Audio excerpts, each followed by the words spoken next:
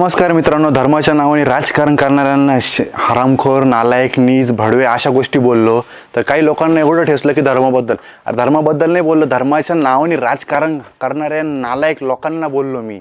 आणि का नाही बोलणार? कारण की भारताची रुपया किती घसरला आहे. आज मी तुम्हाला अजून एक उदाहरण दाखवतो.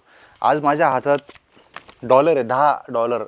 10 रुपया नाही आहे, मंदबुद्धीच्यांनो, भोसडीच्यांनो, $10 आहे. $10, 10 रुपया नाही. हा मी फेब्रुवारीमध्ये घेतला होता. छत्रपती शिवाजी महाराजांची शपथ घेऊन सांगतो मी, माझ्याकडे माझ्या कस्टमरांना सुद्धा बोलतील, हे फेब्रुवारीमध्ये घेतला होता $92.50. आज याच $10 म्हणजे आज $1 घ्यायला गेलो तर 96.50 4 रुपयांनी मागला. फेब्रुवारी, मार्च, एप्रिल, मे 3 महिन्यात 4 रुपयांनी महाग झाला. संताप नाही होणार तर काय होणार आहे? अरे छत्रपती शिवाजी महाराजांनी सांगितलं, हिंदू हृदय सम्राट बाळासाहेब ठाकरे स्वतः बोलले, मराठी माणसांनी धंदा करायला पाहिजे. आम्ही तरुण पिढी, आम्ही कमी वयात पण आम्ही भिडू राहिलो, नडू राहिलो, हिंमत जुटून ताकद लावून करू राहिलो आणि आपला भारताचा पैसा रुपया खाली पडू राहिला. आणि तेच नाही आहे, अजून संताप. शेतकरी, मी स्वतः शेतकरी आहे. मी तुम्हाला अजून एक गोष्ट दाखवतो. मी स्वतः शेतकरी आहे, शेतकऱ्याचा मुलगा आहे. तुम्हाला दाखवतो मी काय आज परिस्थिती दाखवतो मी तुम्हाला. इकडे या बा, माझ्या गोडाऊनला आहे.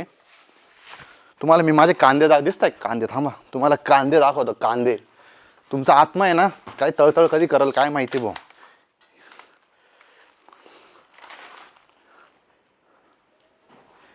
हे बघा, हे कांदे पडलेले. 1 किलो कांदा 1 रुपये, 1 क्विंटल 100 रुपये, आणि याला एकरीला खर्च 15,000 रुपये. काय शट्ट उपटत बसू मी माझे? हरामखोरांनो, थोडे अक्कल आहे का? काय चाललंय या जगामध्ये? आपले शेतकरी आत्महत्या करताय, त्यांच्याविषयी बोलणार नाही तर काय बोलणार आहे? मी बोलणारच ना. माझा मनस्ताप मला माहिती आहे. धंदा करायला लागलो तिथं पण रुपया खाली, आणि शेती पण माती गेली खाली. अरे काय करावं? आत्महत्या करू आणि काय धर्म नावाने राजकारण करून सगळं वाटोळं करून टाकलं.